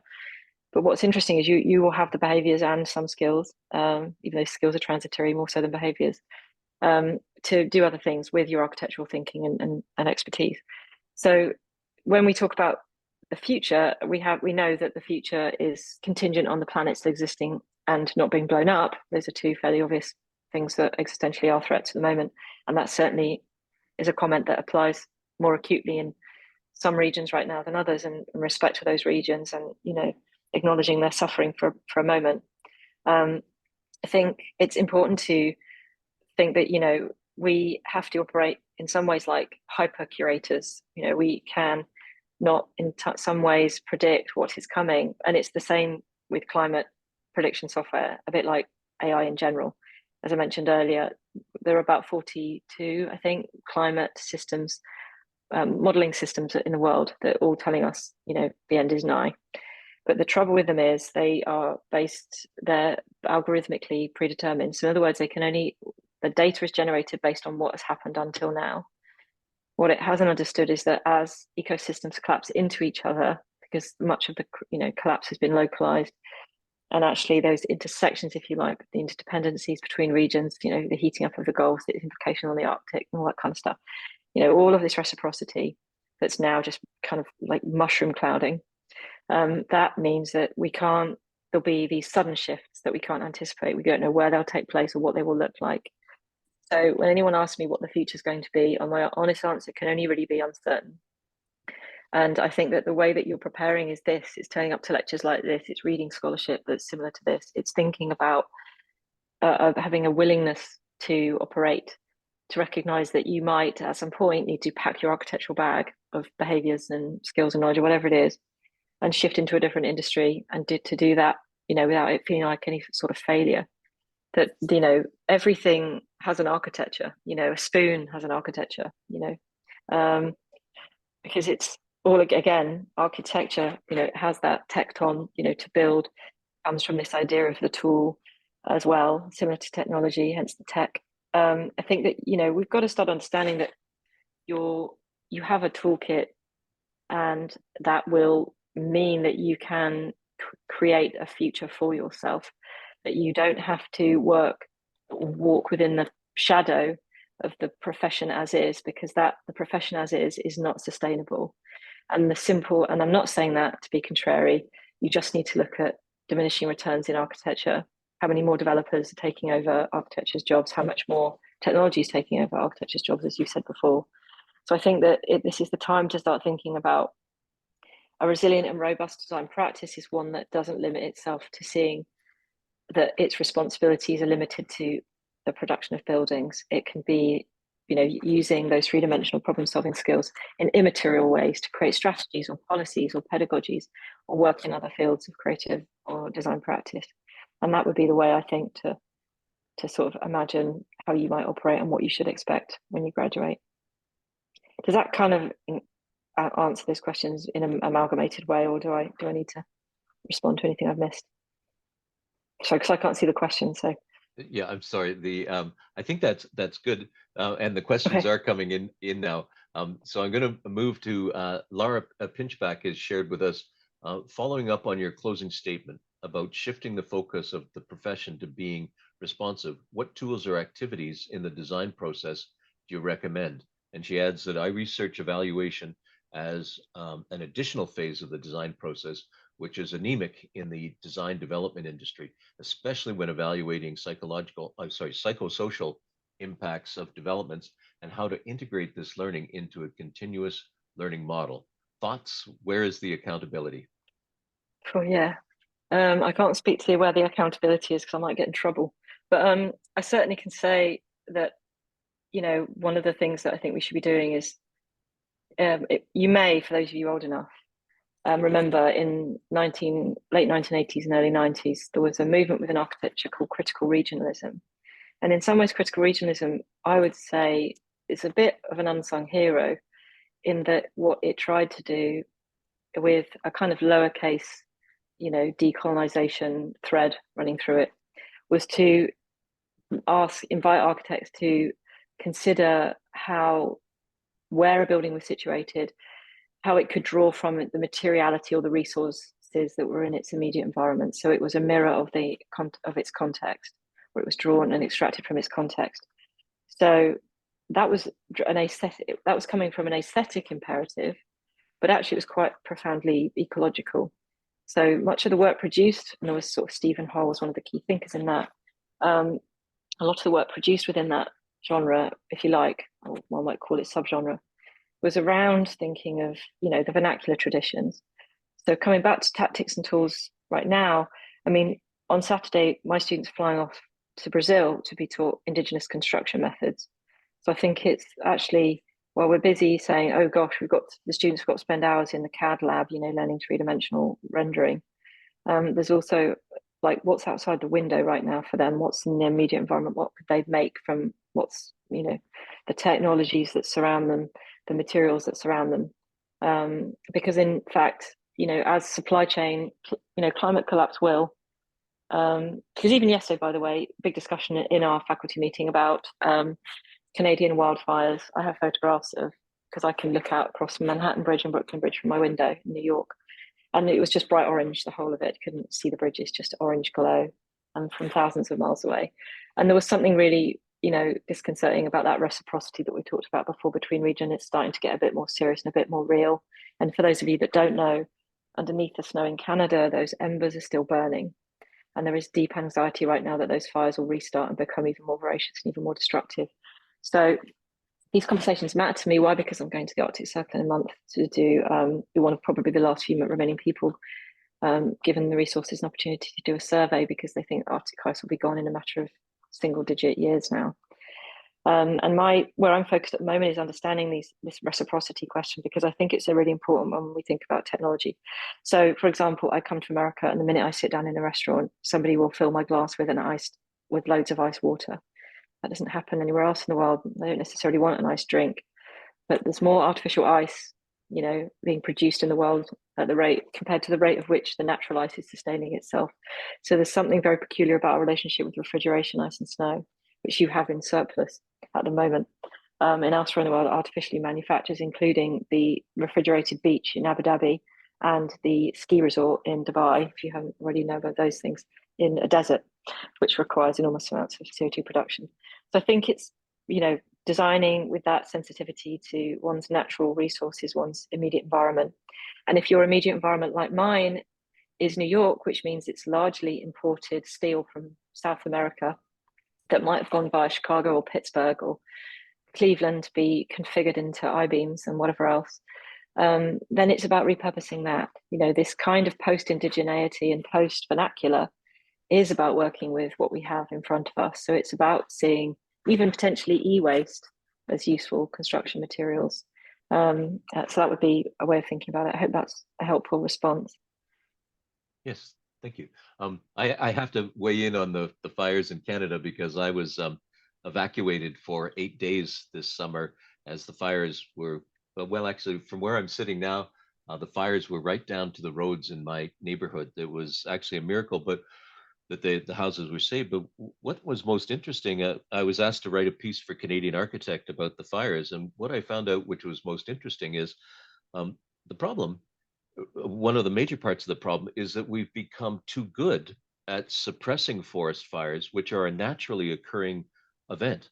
And because we've suppressed them, when they do occur, they become enormous.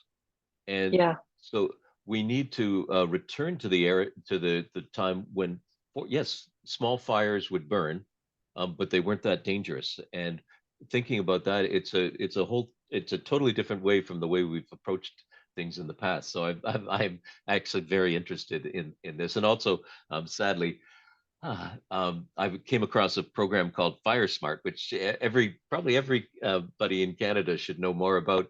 And it's pointed out that many of our homes are actually fire stupid in the way that the materials that we use and the way that we do the planting and things, which make them just basically combustible. So it's a very interesting issue. But I want to get, I'm trying to follow. Laura's got a couple of questions here. I'm just trying to, oh no, I'm sorry.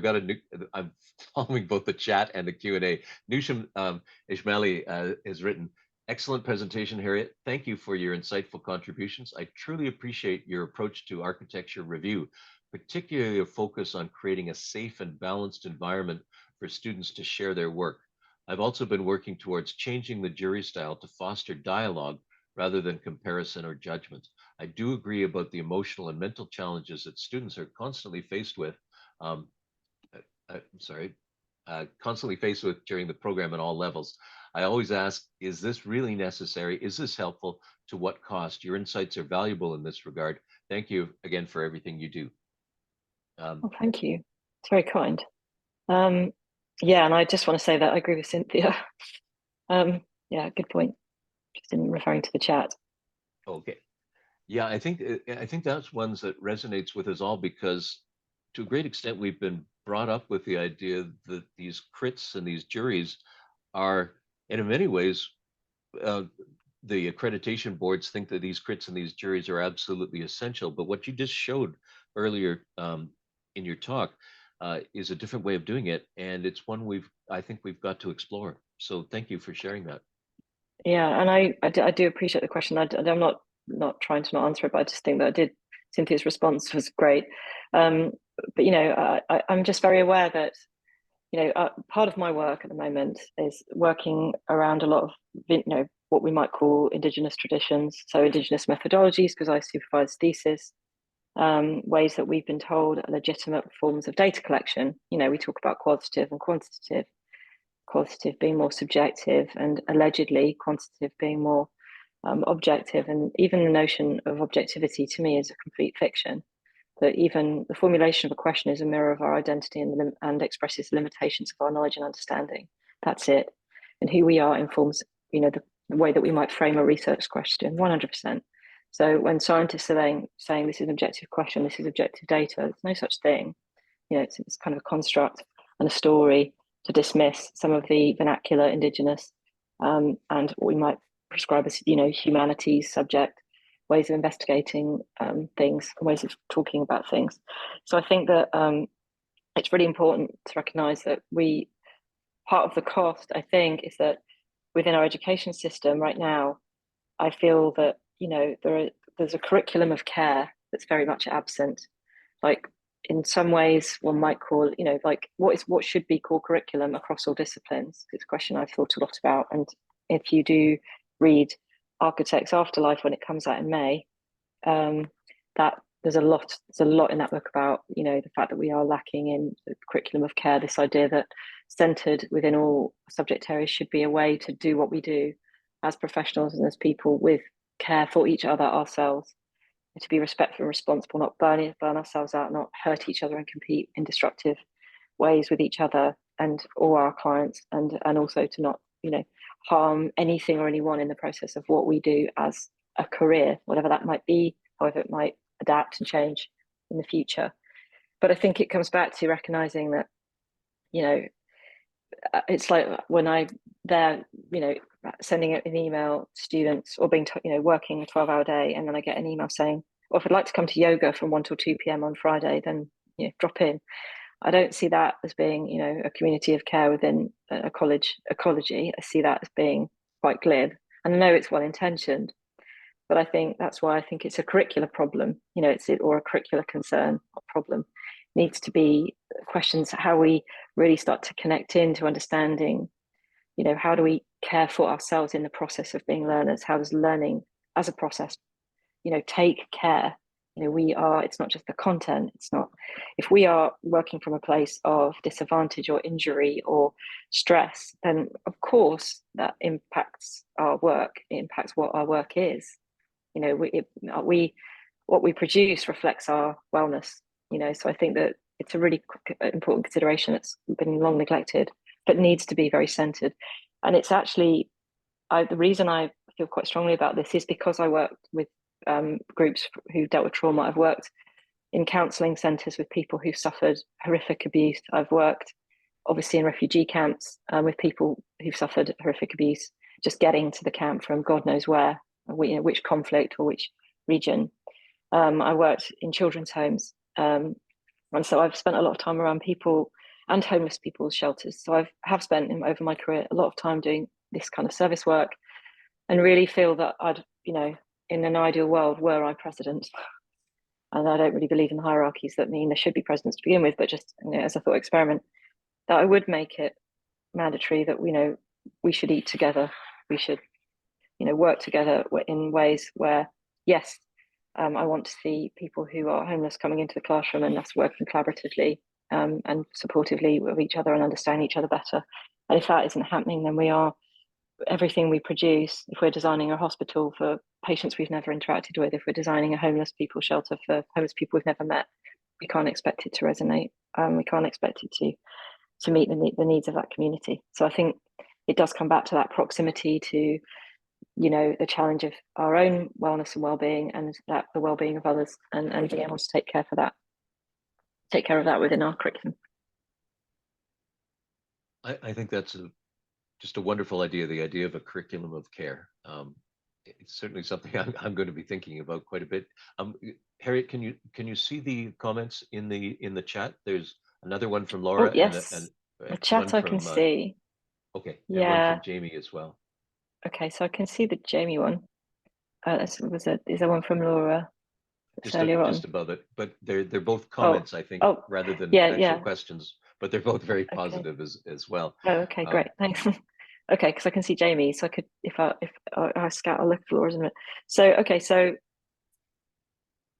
you were drowning through the first couple of slides. I love the feedback, thank you. And then I love what you're saying. I appreciate it. Okay, so I'm not going to read it out. No, that's just okay, not a question, just a very lovely thank you. Thank you. That's really generous. You're all being very kind and generous, and you're being very caring, I'd like to say, in your feedback. So thank you. Appreciate it. You're setting the example. So you don't need us, really. You know what to do. I think sometimes that's what we should ask you guys, what you think the future is. I think you have, really. It's one of my shaman friends actually says to me, whenever I say I don't know what to do in this situation, he says, you know what to do. And I think sometimes with my students, I say the same thing. I think you do know, really, just not sure. You're just doubting yourself. I think you have just as much ability to discern what the future is as I do. Think of it like that. But thank you for the comments, really, very kind. Any other questions? I know we've got a couple more minutes. I'm just checking to see if we've got anything in the Q&A or the chat, or if somebody wants to raise their hand and ask Kristen Konienko. Great, Kristen. I'm going to try and make sure I can unmute you. I think I just unmuted myself. Wonderful. Yeah. Hi, Kristen. Hi, Harriet. Thank you very much for this. I work in Johannesburg as well as here, so it resonates a lot with what you're saying. I just wanted to ask if you could speak a little bit more about how we actually make some of these things happen. I'm, for example, in Johannesburg, part of a creative collaborative in a community in Soweto, but it's sort of constantly running against the stream of how things are funded and how things are how the sort of top-down approach to things work.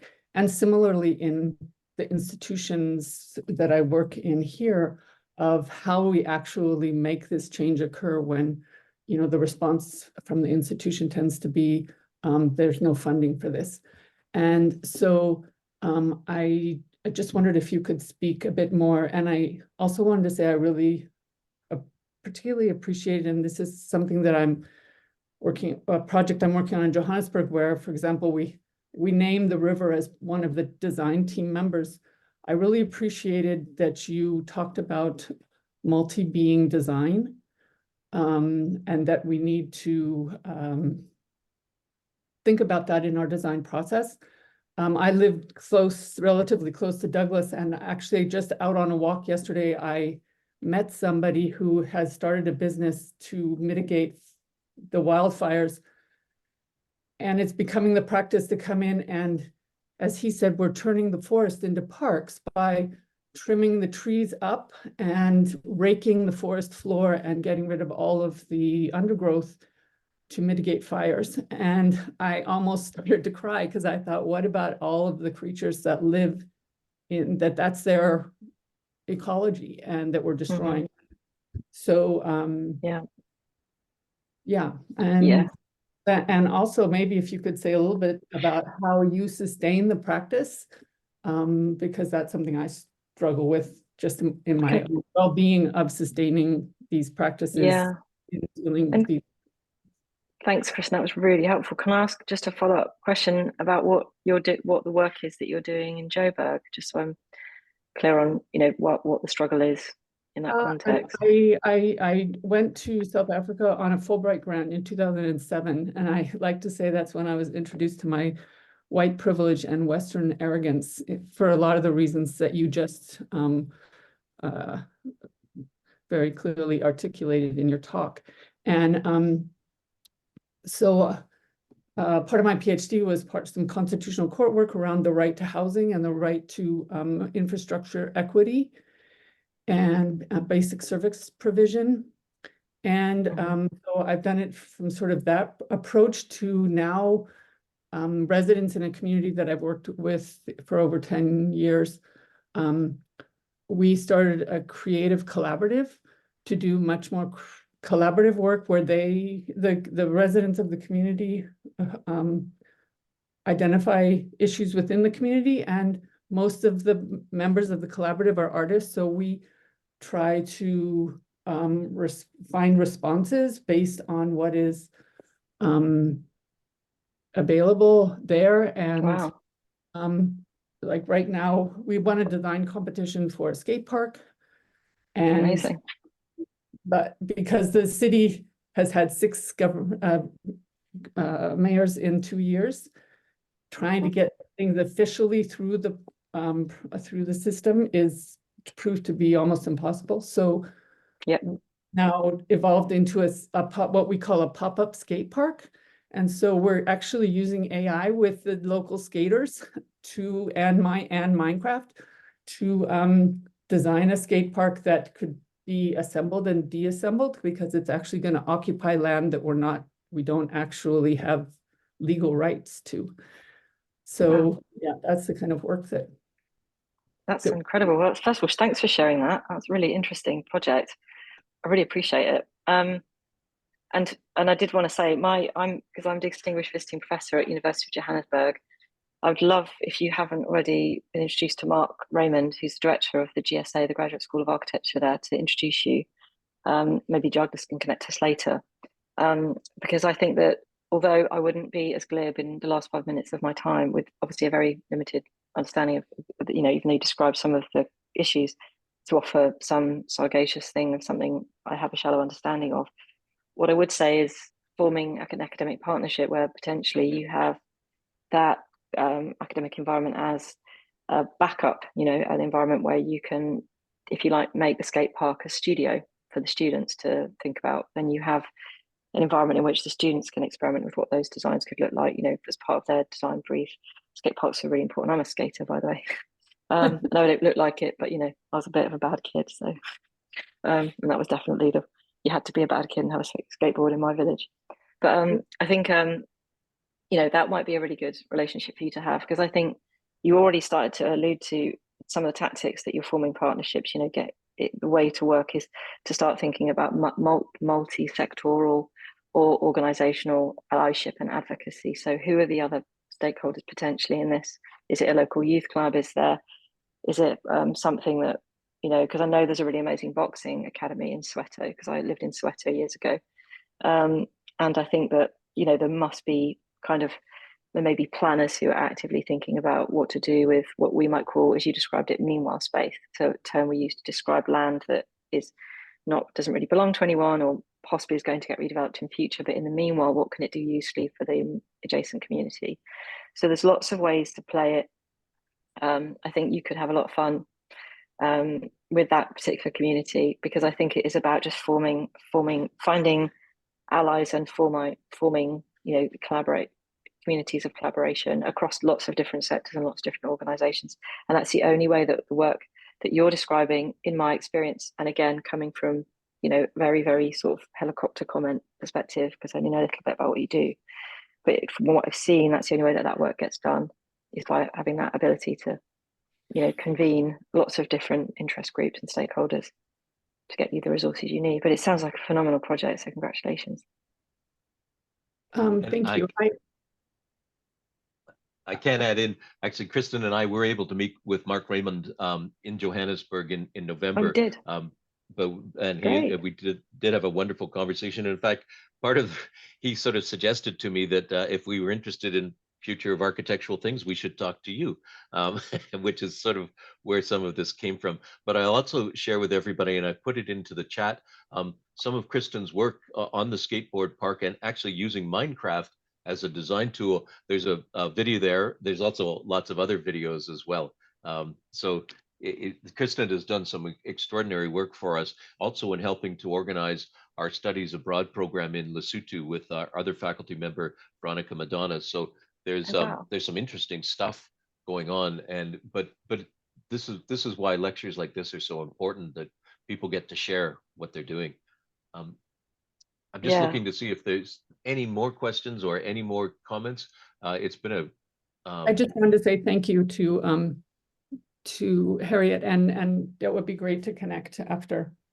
Yeah, let's do that. Perfect. okay, I'll do an email kind of thing and get you guys together. Perfect. Thank you. I don't know if there's any more questions. And we just wanted to share with everybody that next week, Mark Niveau will be speaking on March the 12th. We provided some links to how to register or to follow us on Instagram, where everything we do is free, and they are recorded. So you'll be able to see, if you've missed part of this, you'll also be able to see it on our YouTube channel within a few days, I hope. This has been just tremendous, Harriet. We really appreciate you making the time for us this morning, and it's given us an awful lot to think about. I've got a whole page of notes here about ideas and things that we need to really explore in greater detail. So thank you so much, and I hope that everyone could join us for next week's sessions as well. And we've got some great stuff coming up. So thank you, everybody. But particularly thank you, Harriet, for spending time with us. Thanks, everybody. Thanks to you as well. Have a lovely afternoon, or wherever you are. Day. Thank you, and goodbye, everybody. Take care. Take care. Bye-bye. Bye.